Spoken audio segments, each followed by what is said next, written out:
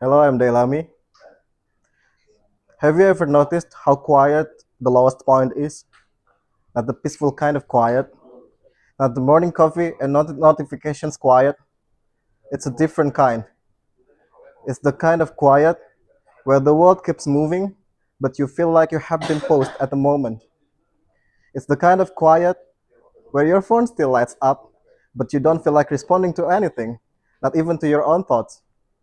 And your life feels like a broken Wi Fi signal. Why? Because no connection, no direction, it's all just buffering.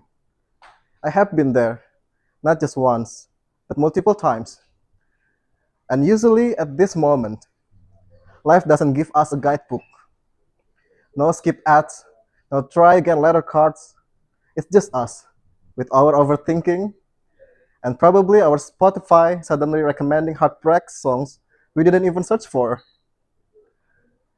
I used to think my lowest point meant I had reached my limit, that this was my ceiling, this was my boundary, my this is as far as I go moment.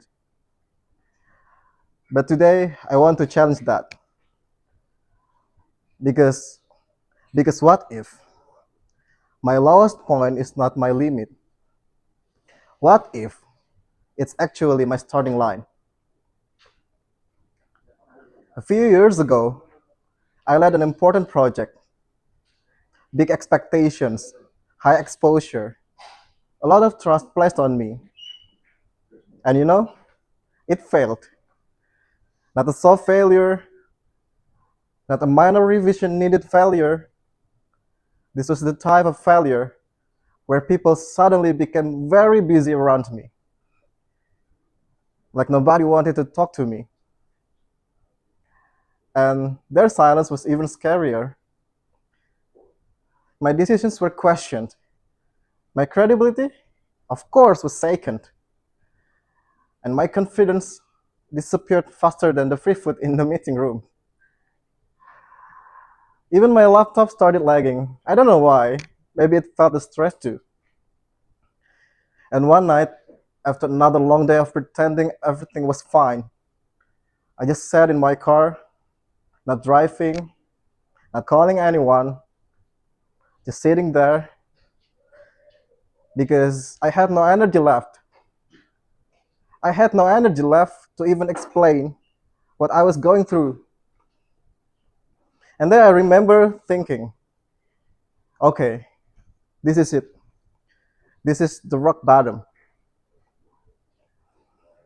But then something strange happened. I realized rock bottom is at least a solid ground. And what is it about? Solid ground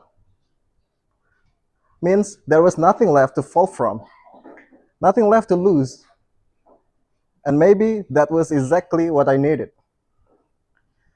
Because when there was nothing left to protect, I finally I finally started telling myself the truth. And most people treat the lost point as a signal to quit. But I began to see it as a signal to rebuild. Why? Because when I fell that low, something interesting actually happened. My ego got tired, my excuses took a day off, and my real self finally showed up. At my lowest point, I finally saw my blind spots. I stopped pretending and I stopped performing. And here's the part I never realized before. When I stripped away the pretending, I also stripped away the distance between me and other people.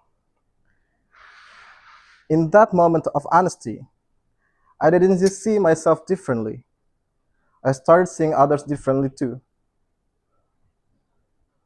I tried to see their fears, their mistakes, their pressures, their silence, or even their invisible battles.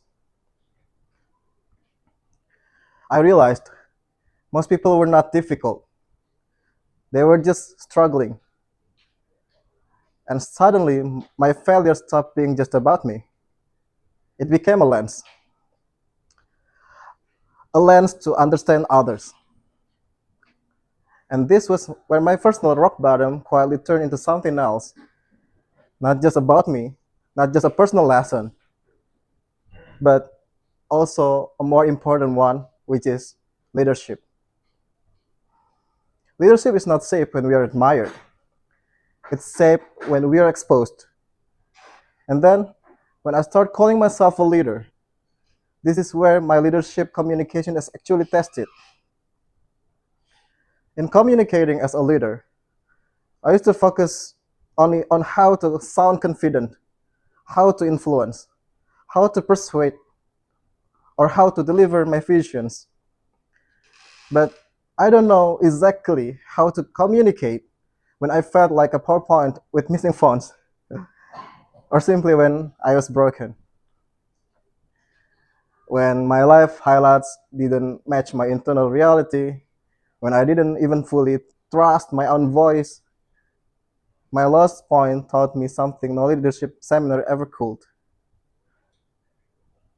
First, empathy. Because I stopped speaking from theory and started speaking from experience.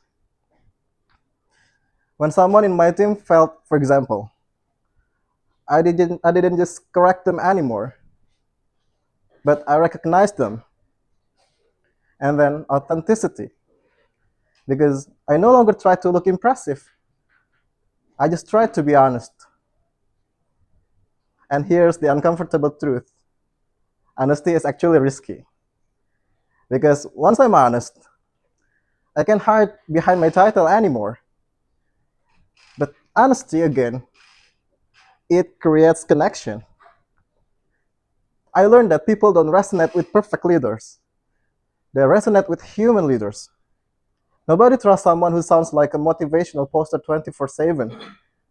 They trust leaders who can say, "Yes, I felt, and I'm sorry." Or during crisis, they can say, "This was not part of the strategy." And when I have been at my lowest, my words start carrying weight. You believe it or not. Because they come from reality, no longer from the branding of myself. And reality always defeats performance. And then I've also learned something else. Not every low point automatically makes us better. Sometimes people fall and become wiser. Sometimes they fall and just become more cynical. Sometimes some other people fall and they just blame everything except themselves. So I had to ask myself, what's the difference? Why do some people rise and some people stay buried in their own story? And I learned that the answer wasn't the fall, it was the response to the fall. Did I actually reflect? Or did I replay the drama forever? Did I take ownership? Or did I just rewrite myself as the victim? Because the lost point didn't change me. It is how I responded to it that changed me. And this is where I had to get uncomfortable with myself. Because sometimes I didn't fail because I was unlucky. Sometimes I failed because I was never willing to question myself before the fall. I never asked, am I actually listening or just waiting to speak? Am I actually leading or just controlling? Am I communicating or just performing confidence? Those rock bottoms forced me these questions. And these questions became the real beginning of my transformation. Now, let me turn outward for a moment. If you're at your lowest point right now, either emotionally, professionally, or even personally, first of all, I would like to say congratulations. You have unlocked a new level of life, which is hard mode. It is not because it's heroic, but because it's honest.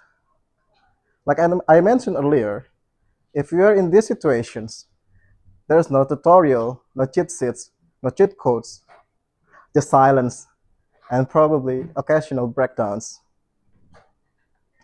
My suggestion is don't rush to escape from it because sometimes we rush not because the pain is too much, but because the truth is too clear and too bright for us to accept it. So instead of asking, why this happened to me, try asking, why is this preparing me for? Because maybe this isn't our true collapse. Maybe it's actually our redesign. It's life uninstalling our old version so it can install a stronger one without bugs, without excuses, and hopefully with less trauma and more wisdom. And then here is my final reflection. My lowest point isn't powerful because it hurts. It is powerful because it forces clarity and honesty. It shows me what matters, what doesn't matter, who stays, and who disappeared. And the most importantly, it shows me who I really am without the noise. My lowest point is not my graveyard, it is my launch pad. And this time, the only direction left is going up. Thank you.